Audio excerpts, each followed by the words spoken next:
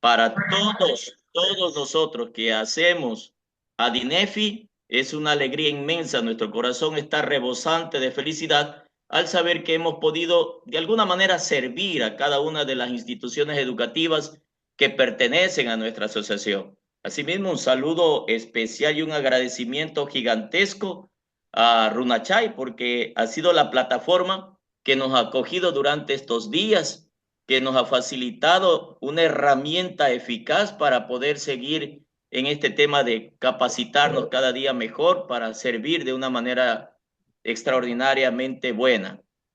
Hoy tenemos a un ponente de altísima calidad, como todas estas noches, así que estamos garantizando nuevamente que hoy salgamos totalmente contentos y felices después de tener este espacio de compartir entre nosotros.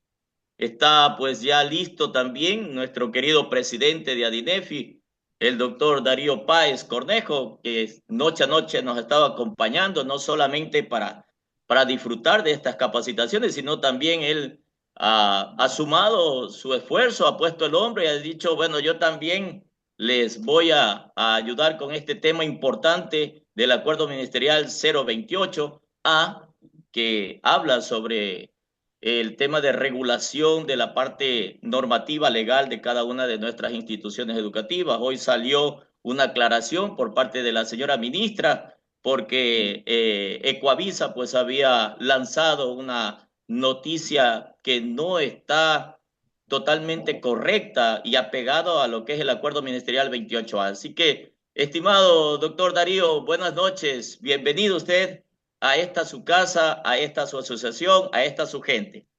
Mi querido Manuel y mis queridos docentes, amigos, un gustazo verlos. Estamos cerrando nuestras primeras jornadas pedagógicas eh, 2026, Adinefi 2026. Han sido un éxito. Todos los días lleno total, todos los días lleno total, 1.000 personas diarias. Y para nosotros, como decía Manuel, dentro de la ideología, dentro de nuestro objetivo y propósito de la Asociación de Instituciones Particulares y Fiscomisionales de Manabí, es servir. Y no solamente servir a nuestros agremiados, que son nuestro principal objetivo, sino servir a todo el Ecuador, porque nos hemos aliado con grandes personas, con el distrito, con los asesores, con personas de muy, muy alto nivel. Y hoy cerramos las jornadas con broche de oro porque nos acompaña un amigo de la casa, una persona cercana con quien estamos firmando un convenio muy interesante que dará hermosos frutos en nuestra provincia. Lo importante es que como estamos a nivel a nivel nacional, porque tenemos aquí profesores de todos los lugares del país, de nuestro lindo país. De hecho, algunos estuvieron de otros países. Tengo mensajes de otros países que también están asistiendo. Entonces, la de estadística nos dice que estamos haciendo bien las cosas. Y bueno, bien las cosas no para enorgullecernos propiamente, sino para decir, hey, estamos caminando. Y eso es importante. Al final de la semana hay un cansancio, es como el cansancio cuando termina la jornada del docente. No sé si a ustedes les pasa, pero a mí sí. Termina, pero ese cansancio, decía ese cansancio rico de haber cumplido un objetivo, una meta. Y insisto, esta noche tenemos aquí a un excelente ponente que nos va a brindar sobre todo sus sabios conocimientos. Yo tuve ya la oportunidad de escucharlo y he quedado fascinado. Así que muchísimas gracias. Manolito, le brindo a usted ese honor. Y voy antes, mientras Manuelito prepara esas palabras excelentes para presentar a nuestro invitado, indicarles que yo sé que el día uno, mire, si con un webinar a veces no podemos, con 5 días, 1.000 asistencias, la página se satura. Tengamos paciencia, llenémonos de la santa paciencia que tenemos que llenarnos. Porque imagínese, usted es uno, personalmente me ha tocado tratar de ayudar a muchos profesores. Pero vamos a abrir un pequeño grupo, que es el grupo de TeamCap. Los que ya están en ese grupo ya saben cómo hacerlo. Pero la otra semana vamos a comenzar a llegar los correos y ahí los certificados tienen que llegarles. a quienes hayan registrado 5 asistencias. Ya estamos buscando el mecanismo correcto para atenderles a todos. Es que yo no pude, que yo... Mire, también debemos entender que tenemos que filtrar un poquito la información porque hay personas que no están viniendo y quieren poner su asistencia. Y tenemos que también ser un poquito muy, muy éticos en ese tema, ¿no? Entonces, permítanos servirle de la manera correcta, pero sabemos otros que por situaciones han tenido algún inconveniente, alguna situación. Vamos a ayudarles porque la idea es que todos tengan su certificado porque están invirtiendo su tiempo, ¿sí? Así que si no pudo ayer, si no pudo mañana, si no, ya lo solucionamos. Vamos a disfrutar el chat. Eso, en el chat no vamos a solucionar nada. Acá ponga buenas noches, de dónde nos está viendo y cómo se ha sentido durante la semana, si le ha gustado o no, si quiere una segunda parte. Eso pongamos en el chat. Lo otro lo arreglamos casa adentro. Manuelito. Muchísimas gracias, señor presidente, queridos compañeros. Yo les tengo el agrado de presentar a un extraordinario ser humano, a un gran profesional. Quiero que me permitan incluso leer una parte porque no quiero llegar a cometer algún error al momento de presentarle, porque tiene una trayectoria gigantesca, nuestro querido ponente del día de hoy. Es el doctor Marcelo Torres, él es asesor y auditor de, y facilitador educativo, gerente general de EATA, Desarrollo del Talento y director ejecutivo de la Fundación EATA, profesional con formación en administración de empresa, con título de ingeniero comercial, con especialización en marketing, en la Escuela Politécnica del Ejército adquirió pues este título. La especialidad en educación la obtiene fruto del continuo estudio de posgrados. Actualmente está cursando la maestría en innovación y en gestión educativa en la Universidad IESE. Además, diversos diplomados como liderazgo, planeación estratégica en la Universidad de las Américas, diplomado en neuroeducación, diplomado en didáctica, perdón, diplomado en neuroeducación 2.0 en el Instituto Superior Tecnológico. Así que nuestro querido ponente del día de hoy es una persona que nos va a ayudar muchísimo a entender qué en realidad es la neuroeducación, cómo hay que partir de la neurociencia para entender cómo el cerebro aprende de cada uno de nuestros estudiantes. Así que hagamos una reacción en nuestras pantallas, brindémosle un fuerte y cariñoso aplauso como todos los manavitas y ecuatorianos lo sabemos hacer. Bienvenido, estimadísimo Marcelito, la casa es vuestra, lo escuchamos con mucho agrado. Buenas noches, bienvenido. Muy buenas noches, muchísimas gracias. Como bien decía Darío y Manuelito lo ratificaba, yo me siento como en casa, aquí en Quito con un poco de frío, ojalá ustedes allá con no mucho calor, pero estar con ustedes es estar con mi gente. Yo les quiero comentar que mi esposa, con la que ya tengo más de 35 años de casado, es chonera, la familia Manavita. Aquí inclusive en la pantalla hay parientes que les mando un abrazo inmenso, un saludo cordial. Agradecerles muchísimo por darme la oportunidad de estar con ustedes esta hora, que espero que procure terminar la semana de manera adecuada. Y ya entrando un poco en materia, voy a permitir compartir la pantalla para comenzar a trabajar. Ahí me pueden observar, me pueden decir si están viendo la pantalla, les agradecería muchísimo. Sí, Dice, perfecto, lo vemos claro. muy bien. Vamos a hablar un poco de neurociencia aplicada al aprendizaje. Eh, es un tema que apasiona muchísimo, es un tema que está transversalizando mucho la educación, lo que estamos haciendo en el aula. Eh, tal vez podría estar inclusive cambiando la forma en la que nos han pedido que trabajemos durante tanto tiempo. Como un docente más, como un colega más, sí quisiera decirles que a mí me ha impactado mucho de lo que la ciencia manifiesta sobre el cerebro. Comenzar con ciertos datos que quisiera proponerles. Esta es una investigación que hicimos con una organización y con la Universidad Católica. Les preguntamos a un poco más de 1.500 niños, niñas y jóvenes si creen ellos que podrían inventar un robot. Hoy por hoy que casi todas las instituciones educativas en el país están queriendo implementar esta asignatura, porque definitivamente a nuestros niños y a nuestros jóvenes les llama mucho la atención. Entonces, esta encuesta fue muy pertinente. Cuando les preguntábamos si podrían inventar un robot, miren que el 93% dice que sí, un 4% que tal vez, y un 3% dijo que definitivamente no.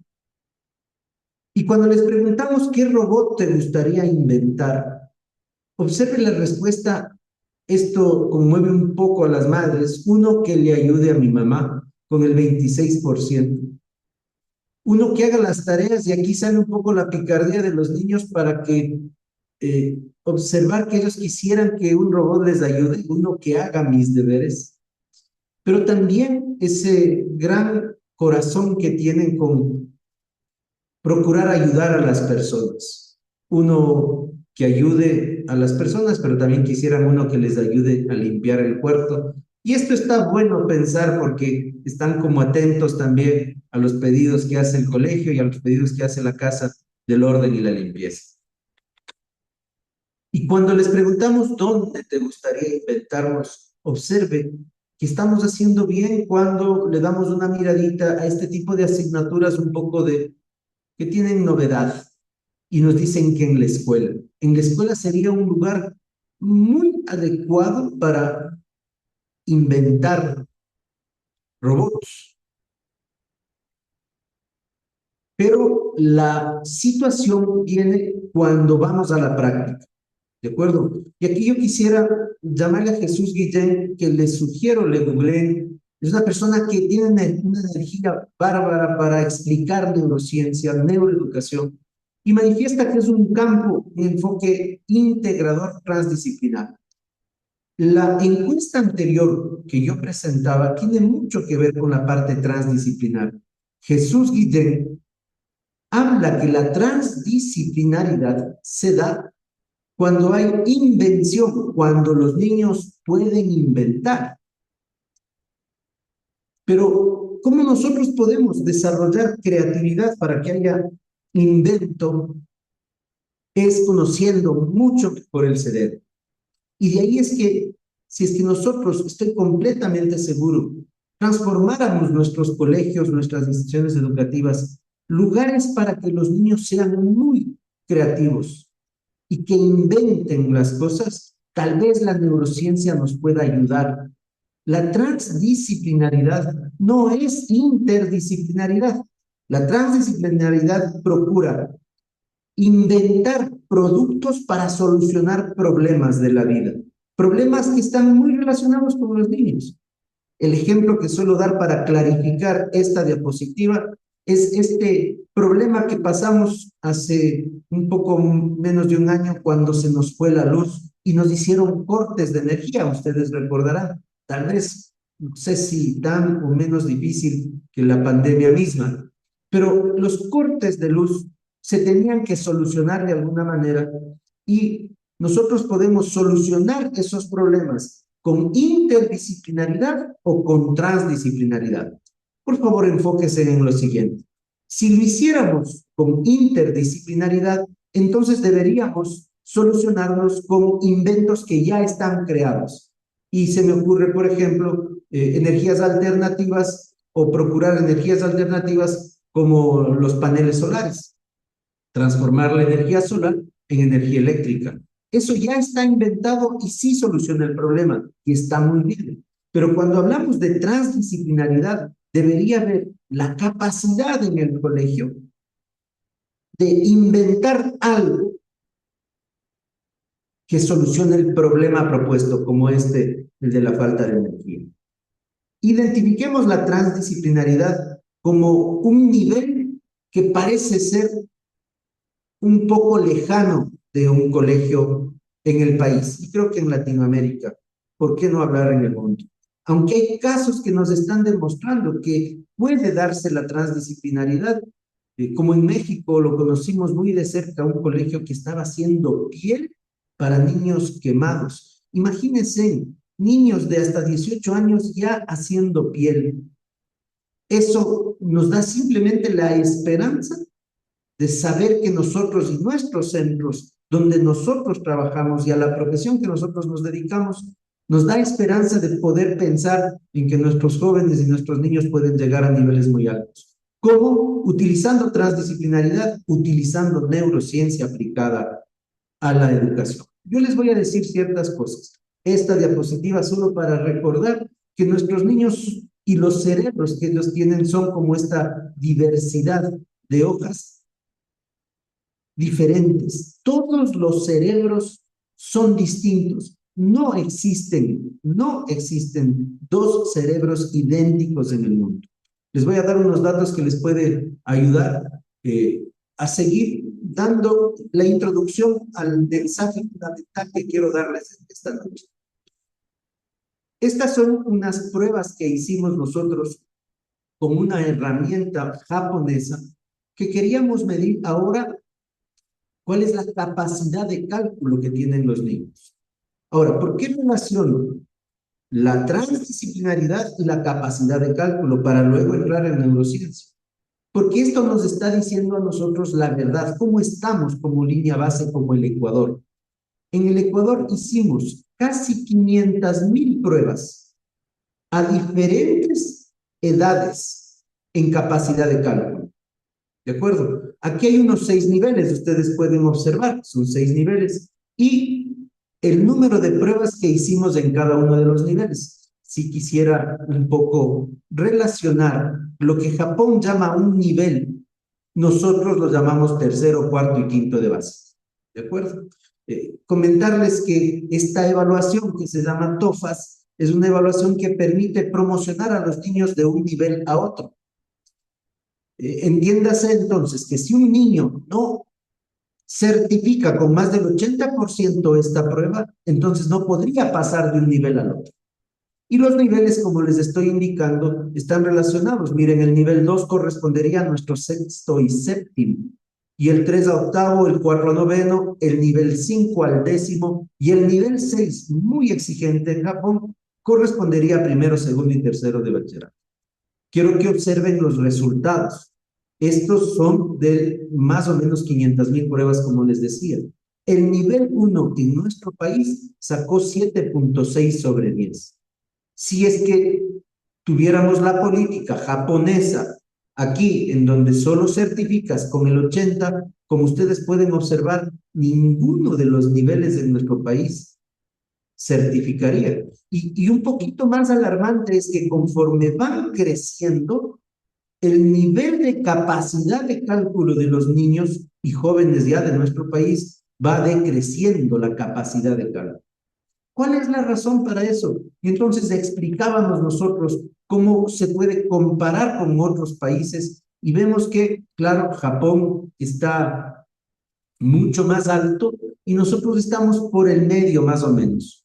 Y luego hay otros países que podrían estar en unas situaciones un poco más difíciles. Es una relación a nivel mundial lo que nos ha dado esta prueba.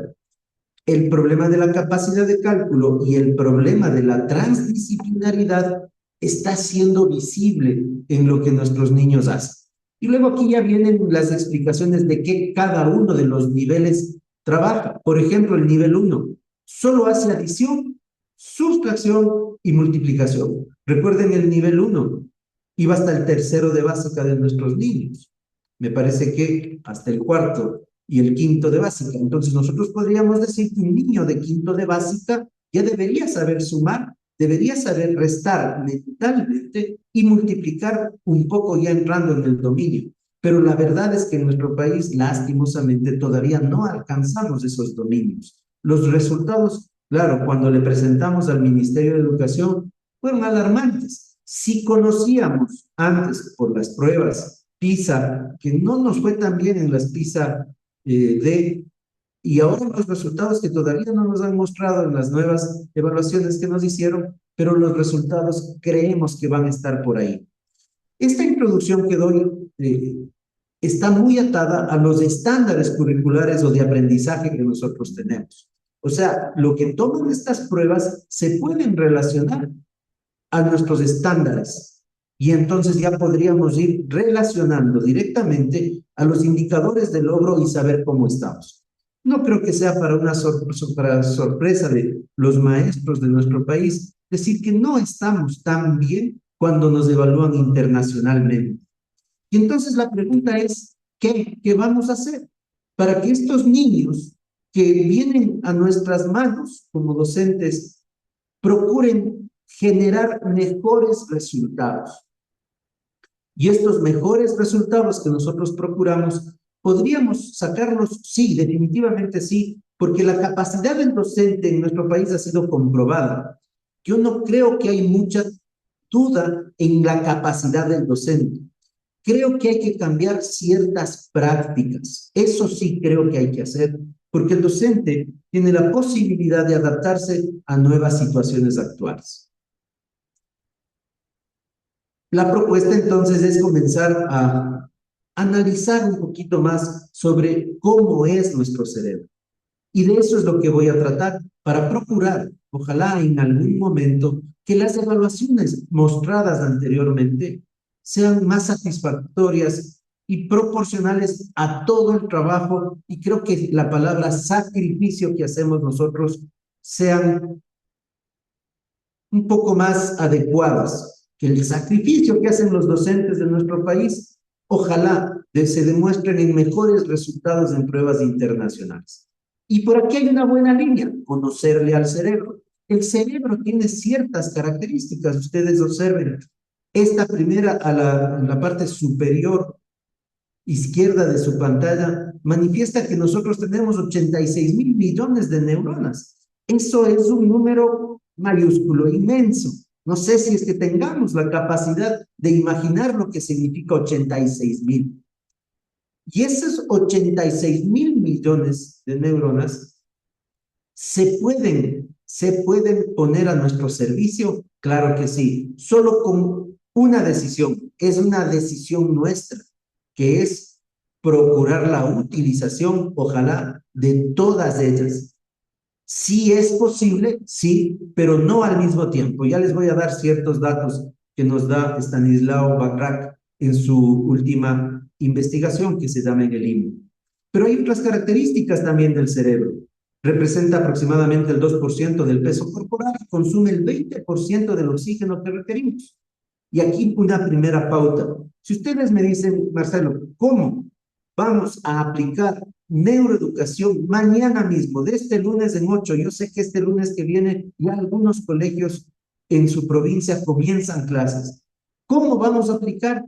La primera sugerencia que les digo, maestros, y para su bien, para su bienestar y para el bienestar de sus niños, aprendan y enseñen a respirar adecuadamente. Esto que parece tan simple, pero tan simple, profes, les puedo garantizar que por lo menos el 80% de los seres humanos de nuestro planeta no saben respirar. Y la respiración es tan importante porque cuando nosotros hacemos una inhalación, lo que entra es aire. Y de ese aire, tan solo el 20% es oxígeno. Nuestro cerebro es un órgano caro. ¿Por qué? Porque de ese 20%, entre el 20 y el 25% es reclamado por el cerebro para poder funcionar adecuadamente. El cerebro necesita oxígeno y necesita glucosa para funcionar. Y tiene que hacer funcionar a 86 mil millones de neuronas. Entonces, ya ustedes se podrán dar cuenta de que no es posible con ese poco de oxígeno que podemos tener al inhalar y con el nivel de glucosa adecuado para que no afecte a nuestro cuerpo, no es posible hacerles funcionar a los 86 mil millones de neuronas. Por lo tanto, la ciencia nos dice que respirando adecuadamente, haciendo ejercicio, que es otra de las pautas fundamentales de la neurociencia aplicada, nosotros podríamos hacer funcionar adecuadamente al 2% de las 86 mil millones. millones de neuronas. Solo el 2%. Y entonces, si solo el 2%, que parece un número menor, pero en realidad es impresionantemente grande, respirando, haciendo ejercicio y retándole al cerebro, podríamos hacer que funcione adecuadamente. Cada neurona en el cerebro puede formar hasta 10.000 conexiones sinápticas y los impulsos nerviosos en el cerebro pueden viajar a velocidades impresionantemente grandes, entre 1 y 120 metros por segundo. Imagínense lo que es viajar a 120 metros por segundo. Eso es lo que pasa cuando hay una sinapsis, una relación entre una neurona y otra en donde fluye electricidad. El volumen del cerebro, un poco más grande en los hombres, pero no tiene absolutamente nada que ver el tamaño y la masa con el nivel de inteligencia y la aptitud y la posibilidad de ser exitoso en la vida. Y el precio promedio está entre 1.300 y 1.400. Ahora les invito a que ustedes piensen esto, es fundamental. ¿Qué es la mente? No sé si ustedes se podrían ir respondiendo, pero la mente son los pensamientos. Y tal vez cuando estuvieron con Lupita el día lunes, tocaron un poco de esto porque esto tiene una relación directa con las emociones. Pero sí he querido tener un poco de conversación con ustedes sobre la mente y los pensamientos, porque si tomamos ciertos datos de aquí, para que arranque el motor de una batidora que tiene este niño, necesitamos 110 voltios. Y cada pensamiento genera más o menos 70 milivoltios. 1.000 milivoltios es un voltio. Nosotros con cada pensamiento generamos 70.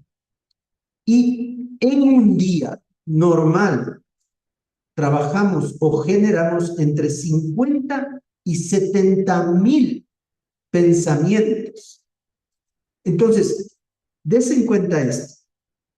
Si la mente son los pensamientos y los pensamientos generan electricidad, entonces los pensamientos generan energía.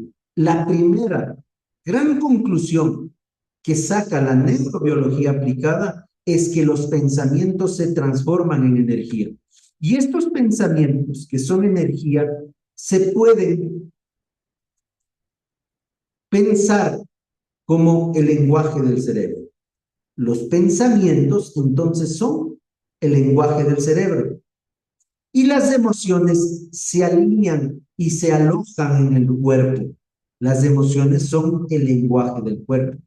Y las emociones también están demostradas que son energía. Tanto pensamientos como emociones son energía. Y la energía se correlacionan, se influyen mutuamente todo el tiempo. Pensamientos y emociones. Y entonces aquí viene otro buen consejo de la neurociencia, que es importantísimo. Si ustedes quieren tener buenos días, utilicen el emocionómetro. Miren el emocionómetro lo que nos dice. La neurobiología manifiesta que un pensamiento que genera una emoción puede medirse y ubicarse en un eje cartesiano. En el eje de las X, mientras más me alejo del cero, estoy en un nivel de placer. Quiero que pensemos que las emociones no son positivas ni negativas. Las emociones pueden ser placenteras o displacenteras, pero también se necesita energía.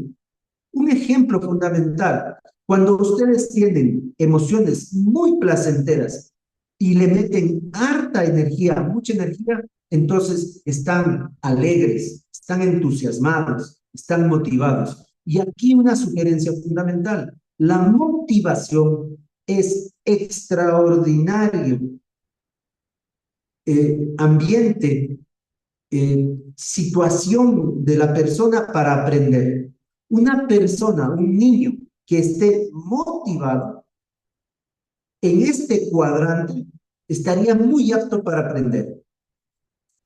Pero nosotros necesitamos mucha energía para estar en esos procesos. Entonces, es muy importante que el maestro entienda que para que un niño esté listo para aprender, debe estar motivado. O sea, mucho placer y mucha energía. ¿Qué le pasa al cerebro cuando está tranquilo y con emociones que son positivas, placenteras? Quisiera que le lea en vez de esa palabra positiva. Begoña Ibarrola, una gran maestra española, manifiesta que las emociones son las guardianas del aprendizaje. Entonces, si yo tengo que generar buenos procesos de enseñanza para que el niño aprenda, deberá estar con emociones placenteras, o sea, su ambiente de aprendizaje deberá ser placentero y los niveles de energía deberían ser altos. ¿Cómo obtengo buen nivel de energía? Con ejercicio, con buena respiración. Nuestro cerebro debería permanecer gran cantidad de tiempo con un nivel de placer adecuado, alto y en baja energía, porque no podemos estar todo el tiempo demandando del cerebro mucha energía. Y entonces, este cuadrante que tiene baja energía y alto placer nos da tranquilidad, nos da paz, nos da calma, nos da relajación y es un buen momento para resolver conflictos. Estos conflictos, ustedes deben saber, cuando existe un conflicto en el colegio, no es adecuado solucionarlo en el momento que los chicos están eufóricos o están con baja energía y bajo placer. Tenemos que procurar llevarles para acá y para que aprendan debemos llevarles acá arriba. Bastante placer, bastante energía. Por eso es que las pausas activas que ustedes hacen, estos juegos gamificados, estos juegos que tienen poca duración de tiempo, pero alto impacto en la emocionalidad del niño, me sube el placer y me sube la energía, y es un buen momento para aprender. Cuando una persona se siente tranquila y experimenta emociones placenteras, se activan circuitos neuronales asociados al sistema de recompensa, incluyendo la liberación de dopamina y serotonina. Y esto genera un excelente momento para el aprendizaje. Tengan en cuenta mucho esto. Si nosotros podemos manejar los pensamientos que tenemos, y esos pensamientos me pueden dar placer, respirando adecuadamente, haciendo ejercicio y comiendo sanamente, nosotros podríamos tener fácilmente nuestra posición en alta energía y alto placer, que son momentos de aprendizaje. ¿De acuerdo? Estos momentos son muy adecuados. Chema Lázaro, que nos indica qué es la neurodidáctica, nos invita a pensar sobre la motivación. Ustedes googleenle al Chema. El Chema es un español que ha vivido desde el aprendizaje, desde el circo mismo. Ahí se dio cuenta cuando él utilizaba muchos argumentos del circo, mucho juego, comenzó a ver que sus estudiantes empezaron a incrementar los niveles de aprendizaje. Y entonces Chema Lázaro comenzó a estudiar qué significa la motivación en el proceso de aprendizaje. Y entonces me voy a enfocar un poco en qué es motivación. Queridos maestros, la motivación es un momento didáctico. Y ojalá ustedes puedan hacer la siguiente conciencia cuando tengan la posibilidad de estar con sus niños.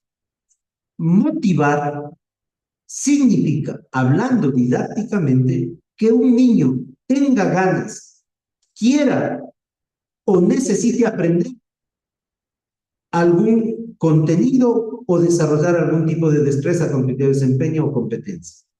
O sea, la motivación que genera el profesor, el momento del proceso de enseñanza, momento didáctico clarísimo en cualquier secuencia didáctica. Esa motivación hace que el niño quiera aprender.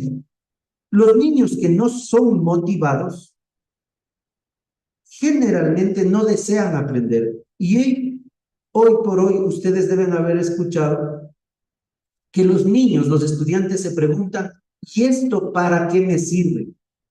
¿Cuál es la razón para aprender lo que usted, señor profesor, me está queriendo enseñar?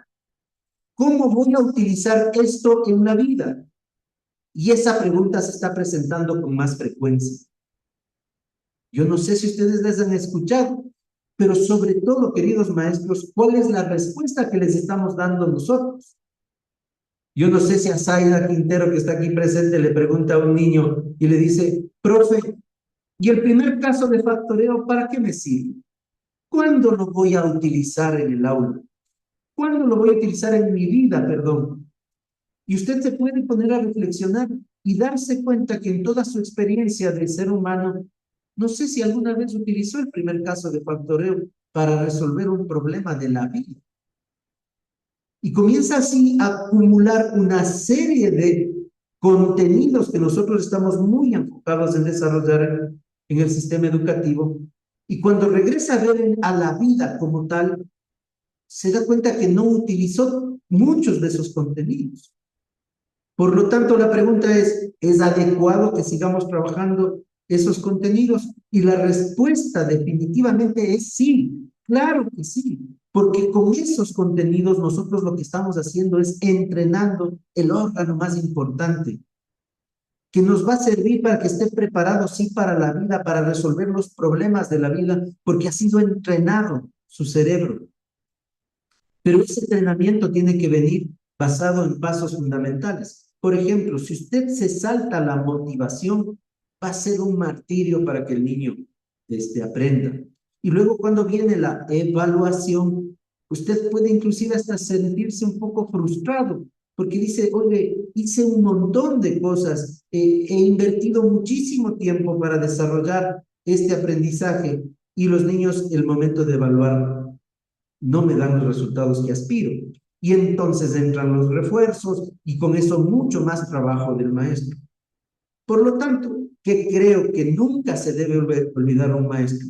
Recuerden, voy recopilando ciertas cosas. Alta energía, emoción placentera. Las dos juntas es un buen momento para aprender.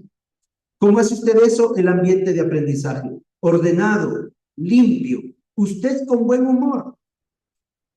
¿Cómo podrá pasar? O sea, nosotros somos seres humanos, tenemos también emociones, pero nos toca, yo no sé si es que esté utilizando bien el término, cuando entramos al aula, parecería ser adecuado que nos olvidemos, ojalá si fuese posible, de estos sinsabores que se presentan en nuestras vidas. Porque ir a procurar aprendizaje con los niños y nosotros estar emocionalmente displacenteros y con baja energía, entonces definitivamente el ambiente se va a rodear, se va a contagiar. La emoción se contagia. Si usted entra enojado a un aula, los niños van a sentir. Eso se contagia. Y entonces, porque ellos también bajan nivel de placer y bajan nivel de energía. Entonces, ojalá se pudiera sostener mucho tiempo altos niveles de energía, altos niveles de placer y comenzar a utilizar pasos, momentos didácticos adecuados como la motivación que habla Chemalaz. La motivación hace que el niño quiera aprender y entonces usted debe poner ejemplos de para qué serviría en la vida del niño lo que le va a enseñar. Cosa un poco difícil, maestro. No es tan fácil encontrar aspectos reales en la vida que puedan ser aplicados con todas las destrezas que vamos a desarrollar. Pero si yo me tuviera que sentar a pensar y planificar microcurricularmente, tal vez el momento de desarrollar la actividad para que ellos se motiven sería un momento que le debería meter mucha reflexión, mucho tiempo. ¿De acuerdo? Entonces, sigamos dándole sentido. Y viene luego Stanislas Dehaene, y él nos habla de los 4 pilares del aprendizaje. Miren, queridos maestros, y aquí sí les tengo que comentar una cosa que yo sostuve y yo he dado en mis charlas muchas veces, hablaba de unos neuromitos. Uno de esos neuromitos es el relacionado con los estilos del aprendizaje. Y yo no sé si usted todavía siga utilizando esto de los estilos del aprendizaje, pero les quiero comentar que la ciencia no encuentra asidero, no encuentra evidencia para decir que los estilos del aprendizaje son un buen consejero para que se suceda este proceso cognitivo. ¿Qué nos decíamos antes? Y yo lo aceptaba. Hay niños visuales, hay niños auditivos, hay niños kinestésicos. y nuestra secuencia didáctica tendrá que enfocarse y los recursos tendrán que enfocarse para satisfacer estos sistemas representacionales. Y la ciencia hoy por hoy viene y nos dice, no, los niños no aprenden por estilos, los niños, todos los cerebros tienen que pasar por 4 pilares para aprender. Y estos 4 pilares, el primero, usted no va a poder generar aprendizaje si no es capaz de captar atención. Entonces, el primer pilar se llama atención. Y la atención hoy por hoy es un reto para nosotros. Recuerden, maestros, la atención no se exige, la atención se conquista. De ahí que las maestras de educación inicial son valiosísimas. Aprendamos de ellas saben llamar atención. Y ellas para enseñar la A mayúscula y la A minúscula se disfrazan de A. Imagínense en su colegio al profesor Luis, que es profesor de física de tercero de bachillerato, disfrazándose de un vector para enseñar suma de vectores. No creo que sea tan adecuado, o no sé si es que esté el profesor Luis dispuesto para eso, le quedarían viendo medio raro a los chicos. Pero una maestra de educación inicial hace cosas impresionantes, ese es un laboratorio de llamar la atención y tienen unas voces melodiosas y comienzan a cantar y hacen que ellos les presten atención. La atención entonces es el primer pilar. Luego viene la correlación entre lo que se va a aprender y para lo que va a servir. Y eso genera compromiso del estudiante. O sea, nuevamente, Stanislas Dehaene habla que el segundo pilar se llama compromiso activo. Y lo deberíamos entender como el compromiso del estudiante para aprender lo que el profesor quisiera desarrollar como enseñanza. Entonces, tengo atención, luego tengo el compromiso activo. Stanislas Dehaene nos dice que el compromiso activo se puede activar con buena motivación. Y luego viene algo que siempre va a pasar, nos vamos a equivocar. Una muy buena forma de aprender es equivocándose. Lastimosamente le digo que el sistema educativo parece ser que castiga el error. Y el error no debería ser castigado. El error debería ser aprovechado. Porque si una persona se equivoca, entonces ya sabe una forma más de cómo no debe hacer las cosas. Y ahí tienen el buen ejemplo de Benjamin Franklin cada vez que procuraba generar energía en un bombillo eléctrico. Manifestaba porque la esposa le decía, eso no es posible, no lo vas a lograr, eres un necio. Y él decía, no te preocupes, cada vez que me equivoco ya sé una nueva forma de cómo no se hace luz en una bombilla. La corrección del error es una muy buena forma de aprender. Entonces usted tiene atención, tiene un compromiso activo con lo que va a aprender, tiene una corrección del error y luego algo que no podemos manejar en el aula, maestros, que es el descanso del cerebro. Esto lo conocemos porque cuando usted le sugiere a la familia del estudiante que le permitan dormir por lo menos 8 horas, ojalá un poco más mientras más pequeño, cuando el estudiante duerme, se genera un proceso de aprendizaje de una como asimilación completa de lo que se ha trabajado. Y esta asimilación completa es la que sella el aprendizaje. Entonces tengo la atención, el compromiso activo, la corrección del error y sellar todo este proceso con un descanso adecuado. Por eso es muy importante, maestros, pensar en que una buena estrategia metodológica sería procurar hacer pastillas durante la semana para que con cada uno de los momentos en la noche que se vaya descansando adecuadamente, se vaya cohesionando, sellando todo el proceso de aprendizaje. Entonces la neurociencia nos viene a decir que ya no deberíamos procurar utilizar secuencias didácticas que han sido tradicionales, pero que lastimosamente no nos están dando los resultados como veíamos en las pruebas estas internacionales que hemos tomado. Tal vez hacer una secuencia didáctica basándose en los pilares del aprendizaje sería pero una muy buena guía para que los chicos aprendan. ¿Qué le pasa al cerebro en una situación de miedo? ¿Por qué el ambiente del aprendizaje no debería estar generado por tensión? Maestros, yo veo aquí maestros que pueden tener una larga data, una larga experiencia. Y claro, cuando nosotros éramos maestros nobles, cuando empezábamos nuestros primeros pasos en el aula, era muy común que el padre de familia nos diga a nosotros, darle nomás. Si es que usted tiene que castigarle, tiene mi autorización para castigarle. Recibíamos el permiso y había un lema que se decía y se utilizaba, que era la letra con sangre entra. Y tal vez nosotros pudimos haber aprendido así. Yo recuerdo a mi maestra de tercero de básica, ella me enseñó las tablas de multiplicar a punta y reglazo, así aprendí yo. Y así pudimos haber aprendido nosotros algunas cosas. Por lo tanto, esa forma de pensar aprendizaje ya en este tiempo hasta es penada por la ley.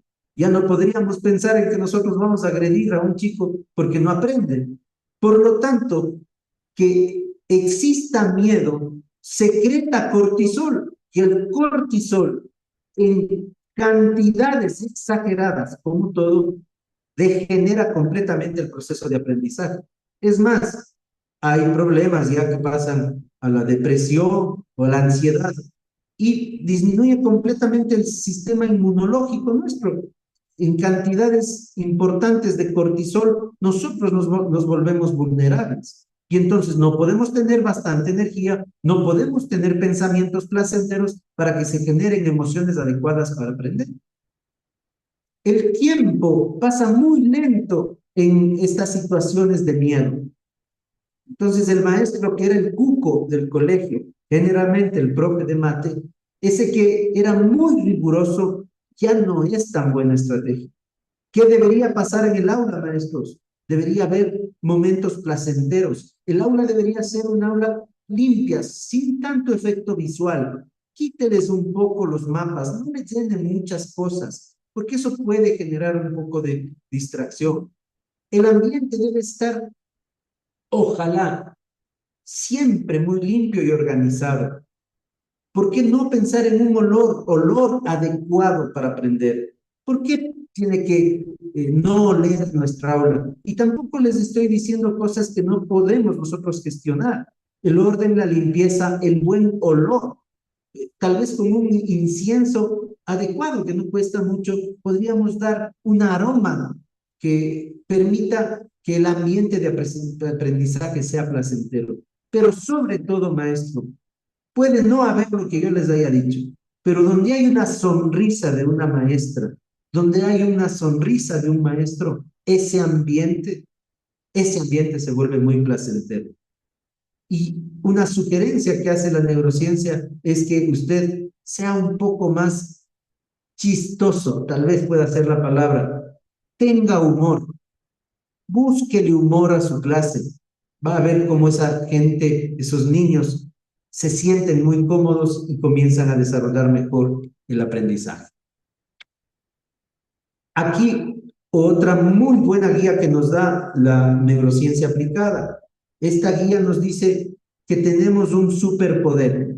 A este superpoder le llamamos técnicamente compensación cerebral, pero lo conocemos muy frecuentemente como la neuroplasticidad.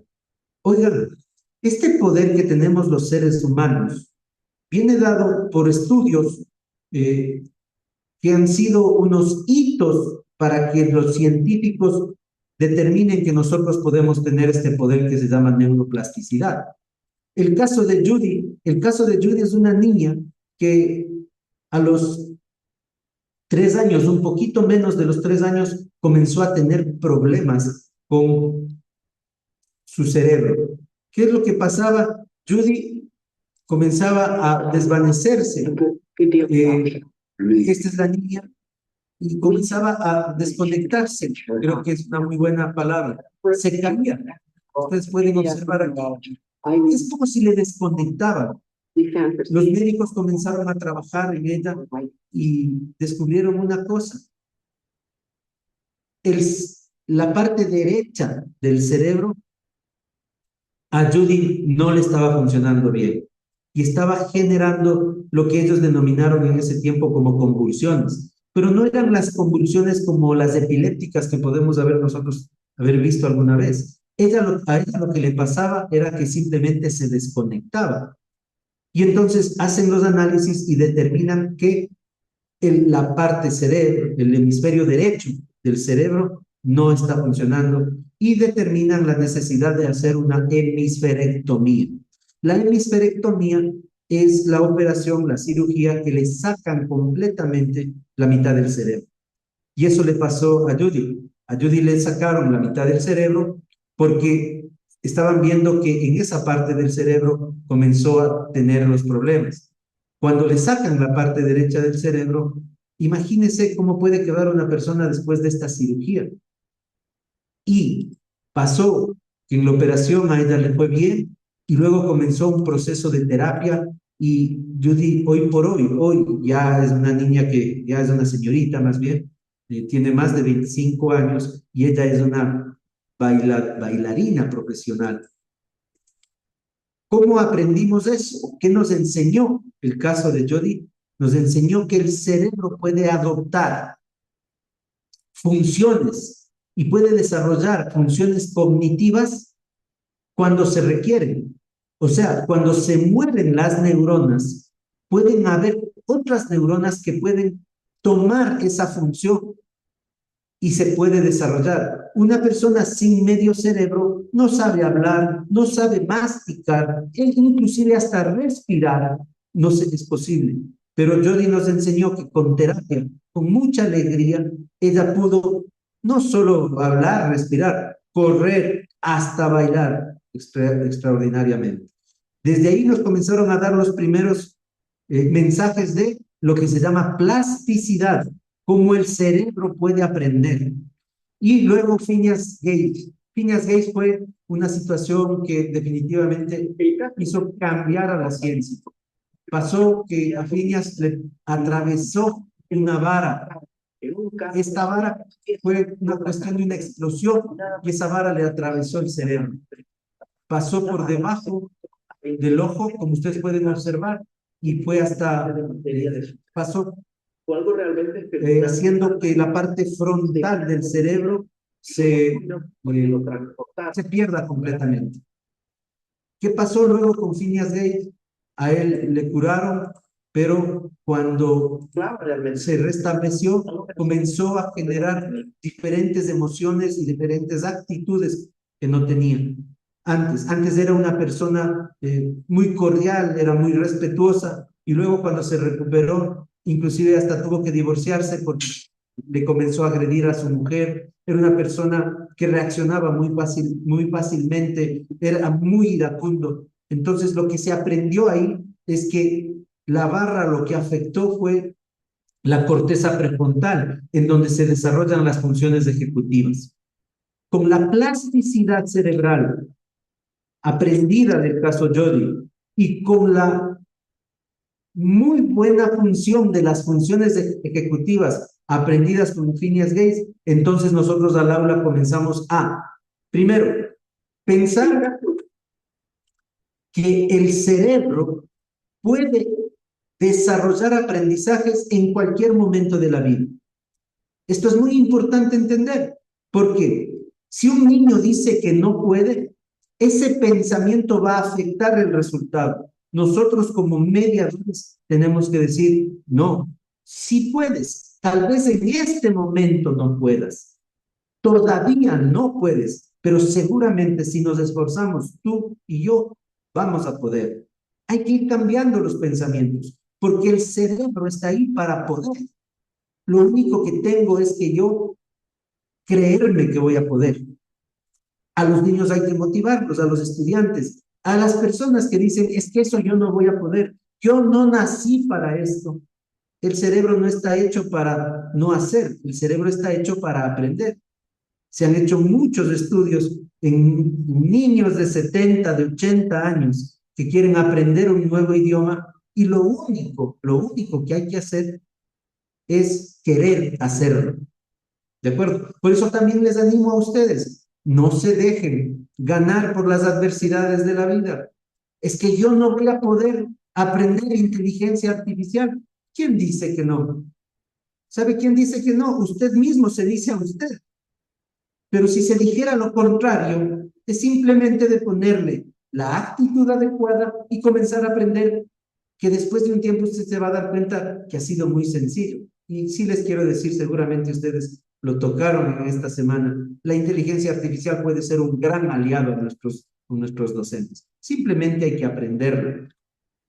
Y comienzan los neuromitos, que sí quisiera contarles. Un neuromito este de Lucy, esta película, que nos dice que no podemos utilizar más del 10%. Eso no es cierto. Nosotros utilizamos el 100% del cerebro, pero no al mismo tiempo. Yo les dije hace un momento, nosotros podemos utilizar hasta el 2%. Hay una regla del 2%. Si usted solo puede utilizar el 2% de su cerebro y lo está utilizando para tener iras, para tener coraje, para estar furioso, entonces no va a poder pensar. Es que es lógico. Yo quiero contarles una cosa, verán. Existe una teoría que habla de los tres cerebros, se llama la teoría del cerebro triuno. Y esta teoría manifiesta que nuestro cerebro está compuesto por tres tipos de cerebros: el cerebro reptílico, el cerebro límbico y el neocórtex, o la corteza cerebral. El cerebro reptílico es aquel cerebro que nos permite reaccionar sin tener que generar reflexión. Por ejemplo, si es que a usted le quieren asaltar, disculpen el ejemplo, pero lo que usted hace es reaccionar inmediatamente y puede ser que salga corriendo. Hemos visto algunos videos. Eso usted no está reflexionando mucho. Usted observa peligro y lo que quiere es alejarse del peligro. Si usted pone la mano en la plancha, lo que hace es retirar la mano, pero no hace procesos de reflexión y de razonamiento. No dice a cuánto estará la plancha para ver si le retiro o no la mano. Simplemente la retira. Eso hace el cerebro reptílico. Y luego nace el cerebro límbico.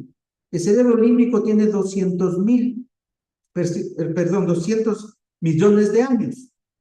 Y estos 200 millones de años hacen que el cerebro límbico genere lo que somos nosotros. Nosotros somos seres emocionales, no somos seres racionales.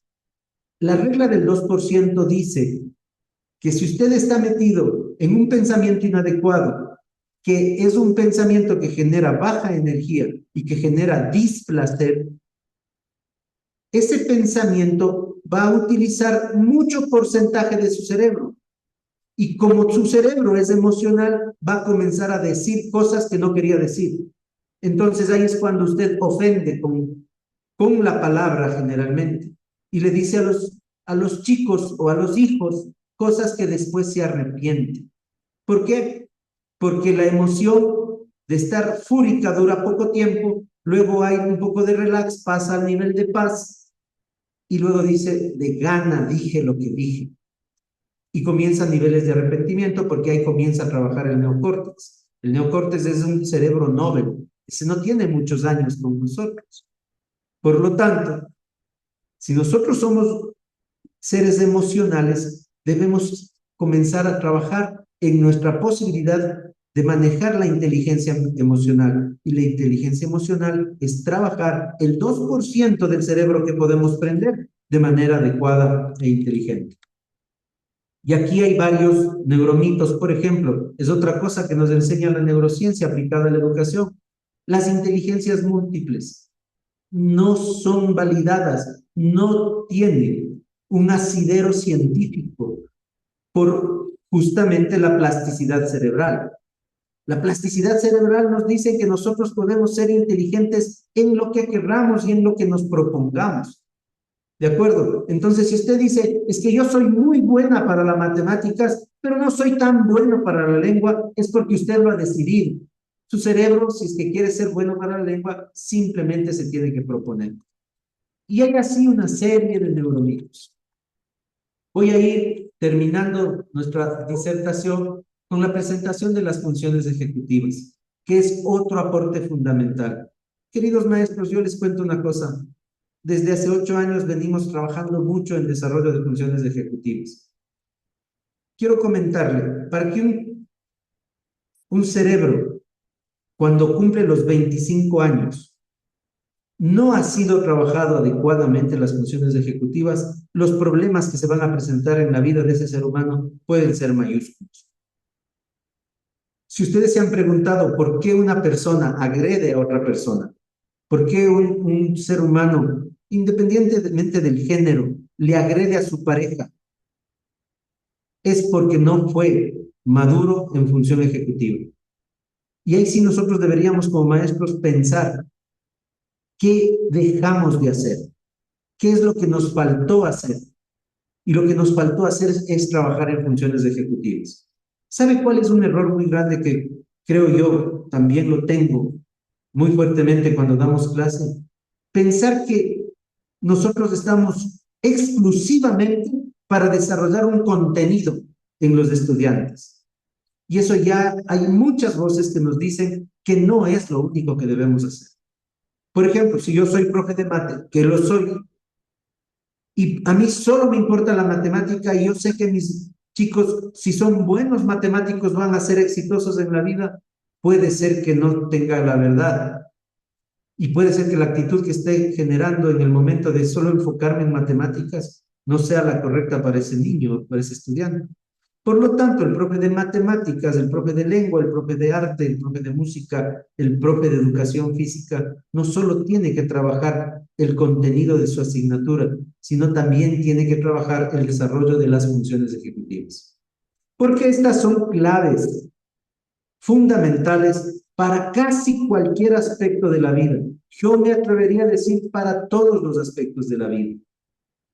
Las funciones ejecutivas son un conjunto de procesos que utiliza un organismo para actuar de forma independiente, para su mejor interés, como un todo, en diferentes escalas temporales.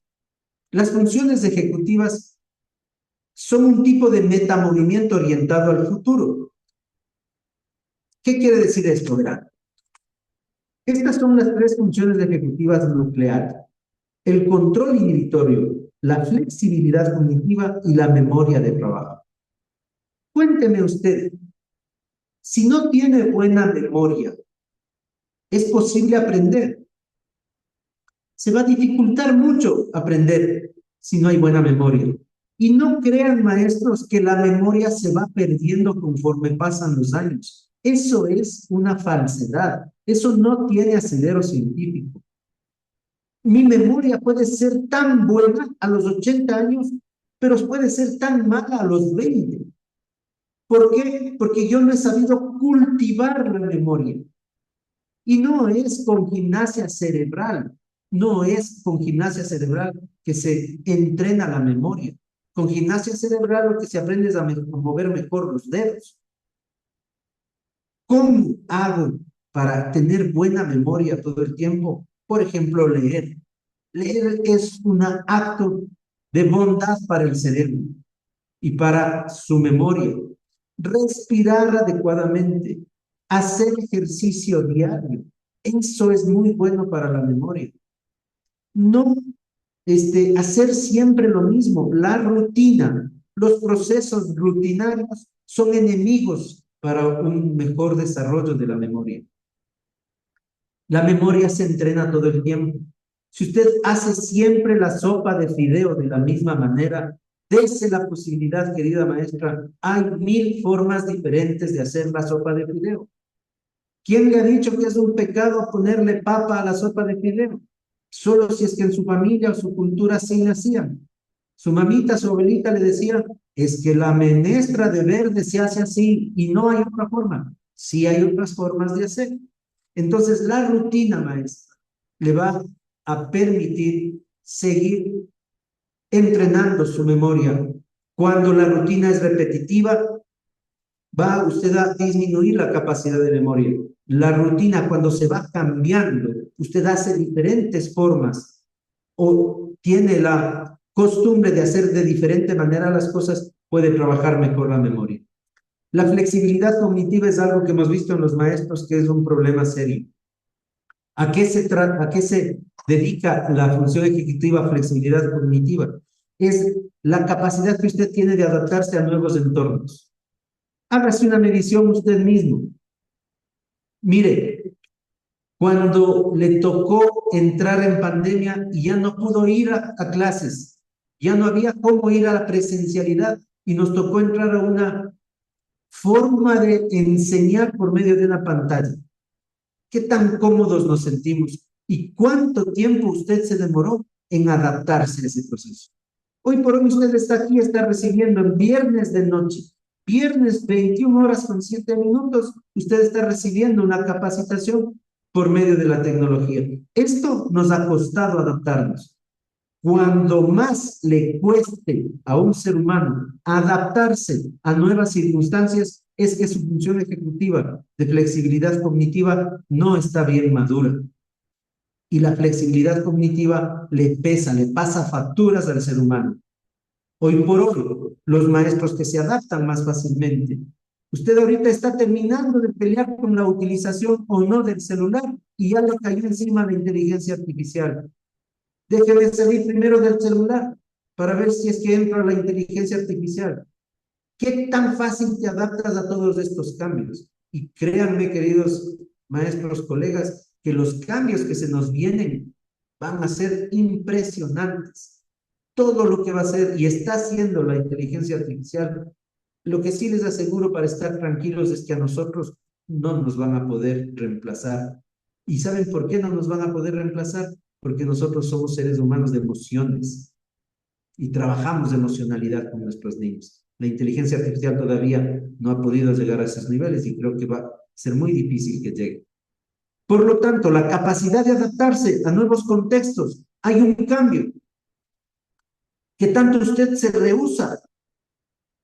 ¿Cuánto tiempo se pasa en el no cambio? ¿Cuánto le cuesta cambiar? Esa es falta de madurez de flexibilidad cognitiva. Y la última, que aquí está identificada como control inhibitorio. Maestro, el control inhibitorio es la capacidad que tiene un ser humano, en este caso un estudiante o un maestro, de no reaccionar ante efectos de situaciones del contexto. No reaccionar inadecuadamente, me refiero. Saber respirar, pensar lo que voy a hacer o lo que voy a decir y decirlo para luego no estarme con arrepentimientos. Yo no sé si vieron recientemente en esta semana un video de un quiteño que lastimosamente se le cruzó otro carro y este señor se bajó e hizo un tremendo espectáculo en un barrio de aquí de Quito, queriéndole agredir a la persona. Esa persona, yo le puedo asegurar, luego pidió disculpas públicas, pero ya se hizo ver lo básico que es el control inhibitorio. Yo estoy seguro que en su casa debe actuar de la misma manera. No sé, hasta podría ser hasta injusto si es que digo lo que voy a decir, pero no sé si le pegará también a su mujer y a sus hijos. Pero es que es evidente la reacción de una persona que no se sabe controlar. ¿Por qué? Porque no desarrolló adecuadamente el control inhibitorio. Ahora, ¿cómo se desarrollan las funciones ejecutivas, maestros? Se desarrollan con aspectos y con actividades de corto tiempo, pero con gran impacto. Si yo tuviera un poquito más de tiempo con ustedes, les pediría, a ver, denme un ejemplo de cómo desarrollaría la memoria con niños de 8 años. Pero debe ser un juego. Si no es juego, no funciona con los estudiantes. ¿Qué juego le ayuda a mejorar la memoria? Estoy seguro que cada uno de ustedes ya se les puede ocurrir un juego. Y asimismo, juegos para flexibilidad cognitiva, juegos para control inhibitorio. Y esto se debe hacer todos los días, todas las horas. Porque no tenemos profesor de función ejecutiva y no le podemos dejar al DESE. El DESE no está para esto. El DESE está para otra cosa. Y entonces que el tutor lo haga. El tutor no es el único responsable. Esto se hace todos los días, todas las horas. Y luego, para terminar, vienen lo que se llaman las funciones ejecutivas avanzadas. La capacidad de solución de problemas, la planificación y el razonamiento.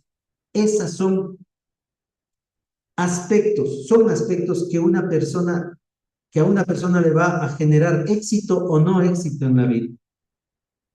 Si usted no tiene la capacidad de planificar cómo va a ser su vida, cómo va a alcanzar un objetivo, es muy complejo que lo alcance. Si no es una persona que ha sido entrenada para solucionar problemas, los problemas de su vida. ¿Qué problemas están teniendo nuestros chicos ahorita? Tal vez que le ofrezcan droga o que le ofrezcan alcohol. Ese es un problema serio.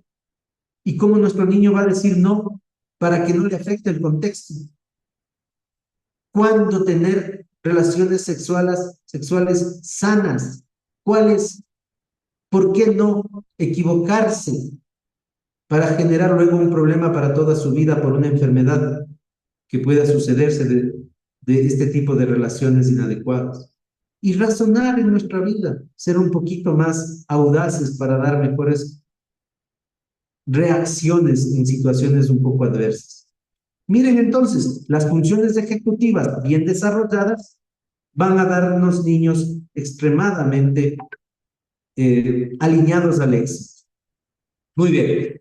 Quisiera ir resumiendo un poquito lo que hemos hecho. Les he dado un montón de información. Ojalá podamos tener la posibilidad de aplicar. Recuerden, un ambiente de aprendizaje en donde la emoción esté con bastante energía y que sea placentera sería muy, pero muy adecuada para aprender. Pero desde usted. Entonces, si usted quiere tener buenos momentos energéticos y con pensamientos, cambie su forma de pensar, agradezca. Si usted es católico, si usted es religioso, cree en Dios, agradézcale a Dios.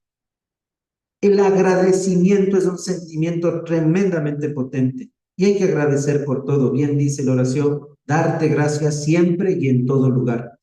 Agradezca siempre y va a tener buenos pensamientos. Con buenos pensamientos su actitud va a ser diferente. Procure un ambiente de aprendizaje en donde el orden y la limpieza sea adecuado. Trabaje siempre pensando en que los niños pueden aprender todo por la plasticidad y pueden, desarrollando funciones ejecutivas, ser felices en la vida. Así nos recordarán, ojalá, como unas personas que marcaron hitos en la vida de las otras personas. Yo quiero agradecerles muchísimo por la atención. Gracias por los comentarios. Estoy observando aquí en la pantalla que están dando criterios sobre lo que hemos escuchado el día de hoy. Felicitarles porque tener clase el viernes a las 9:15 de la noche es cuestión de los mejores ciudadanos nada más. Gracias por el aguante. Si van a salir, cuídese mucho y diviértase mucho, que ya viene el año escolar, está a la vuelta de la esquina. Les mando una felicitación, los mejores deseos y que Dios les bendiga este nuevo año lectivo, mis queridos colegas. Ojalá pueda yo estar por su tierra y darles un abrazo presencialmente. Gracias por la atención. Y este aplauso para usted, estimado doctor Marcelo, de verdad que ha sido una ponencia muy buena. Nos ha gustado tanto que los compañeros que están dentro de la sala no han dejado de escribir, de agradecer, de decir que ha sido pues una excelente ponencia la que hemos tenido y le agradecemos infinitamente.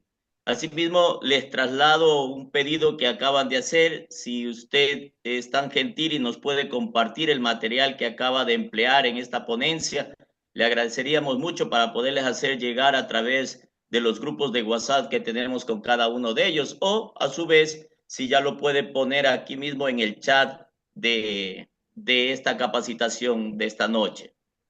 Con mucho gusto. Solo déjenme cambiar el nombre del archivo porque lo utilicé en un colegio ahí justamente de Manta y no quisiera que se vaya con ese nombre. Entonces, ya les paso. Permítame un ratito, ¿ya? Sí, claro que sí, doctor Marcelo, muy gentil, muchísimas gracias por su ayuda. En estos momentos, entonces, aprovechamos y les pasamos el link para registrar la asistencia. Así, hasta mientras el doctor Marcelo tiene el espacio, el tiempo para podernos compartir el material. Si alguno de ustedes, bueno, en estos momentos ya acabo de colocar el link para la asistencia, por favor, no escribamos para que no se pierda el link y todos puedan registrar su asistencia. En el caso de que hoy no lo puedan hacer, ya en unos minutos más les voy a compartir también el enlace del grupo de WhatsApp donde podemos ser parte y con esto comentar cualquier situación para poder recibir ayuda. Si es que yo no he podido registrar mi asistencia, si es que no sale toda la información, si es que necesito cambiar la dirección del correo electrónico donde quiera o que me llegue el certificado que se va a obtener después de estos 5 días de capacitación. Entonces, ya les voy a pasar también el link para que se unan al grupo y con esto puedan solventar cualquier dificultad que se les haya presentado durante estos 5 días de esta extraordinaria semana que acabamos de tener en capacitación. Vuelvo a pasar nuevamente el link para la asistencia. Algunos lo piden, por favor no escriban para que no se vaya rápidamente hacia arriba el link y puedan registrar su asistencia. Ya Bien. está pasando, Manuelito, la presentación. Sí, se está yendo para arriba. En los mensajes, ahí está. En un segundo se termina de cargar. Permítanme un ratito. Y les he pasado ya el PDF puro para que ustedes lo editen, cambien, utilicen si les parece adecuado, pero me parece que ya está en el chat esta presentación. Sí, en estos momentos yo ya lo puedo visualizar, ya se encuentra aquí en el chat. Así que le agradecemos nuevamente, estimado doctor Marcelo, por su grandioso aporte a esta comunidad educativa. De verdad que estamos felices, contentos por su presencia entre nosotros. Gracias por compartir esos conocimientos. Lo esperamos por acá, por Manabí. Sabemos que la próxima semana estará viajando para esta hermosa tierra, así que lo esperamos que nos visite y poder seguir construyendo juntos una comunidad de aprendizaje entre pues, los conocimientos que cada uno pueda ayudar. Perfecto. Muchas gracias, Manuelito. Como bien lo decía Darío al inicio, esta semana que viene vamos a firmar un convenio y este convenio es muy simple. Yo estoy dedicado a procurar, a divulgar y ojalá cuando Anidet Piper pueda dar un curso, yo voy a estar ahí presente. Mi convenio es capacitación. Obviamente estas capacitaciones son gratuitas. Invita la asociación y ojalá en la Universidad Católica las podamos hacer allá y seguir aprovechando estas oportunidades que nos da la vida. Eso va a ser el convenio nada más, yo poder dar las capacitaciones y que ustedes asistan. Y luego podríamos ya conversar de otras cosas.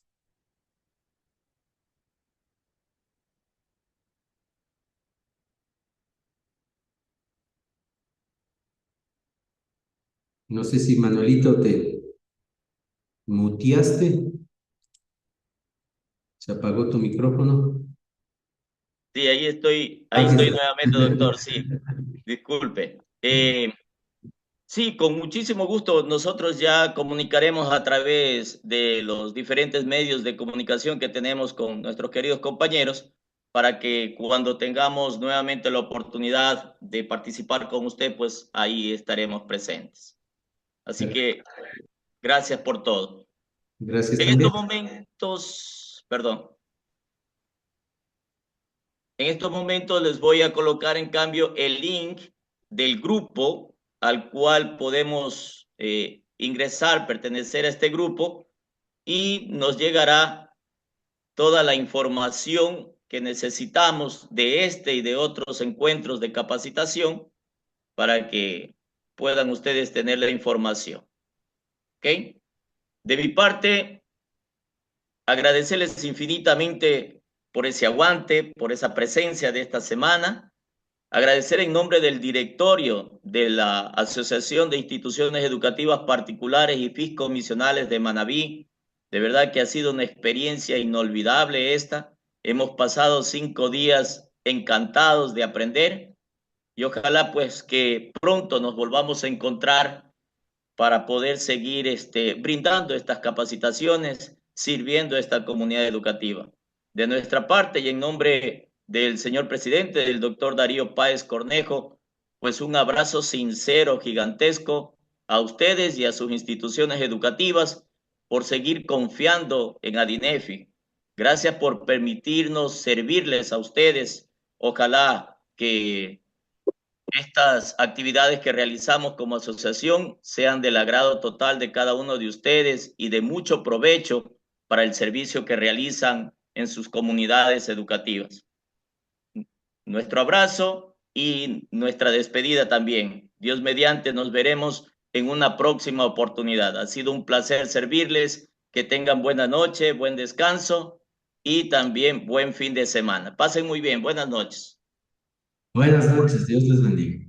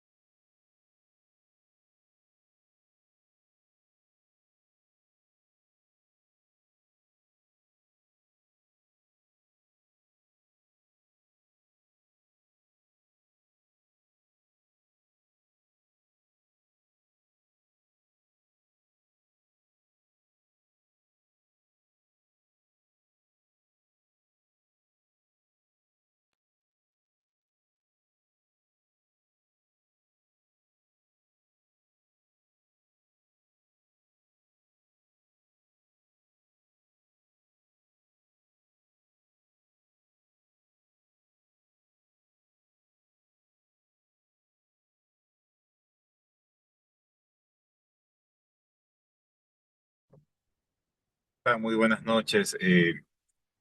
Efectivamente, la concurrencia de 1000 personas tratando de llenar una asistencia en el mismo momento va a generar que colapse la página.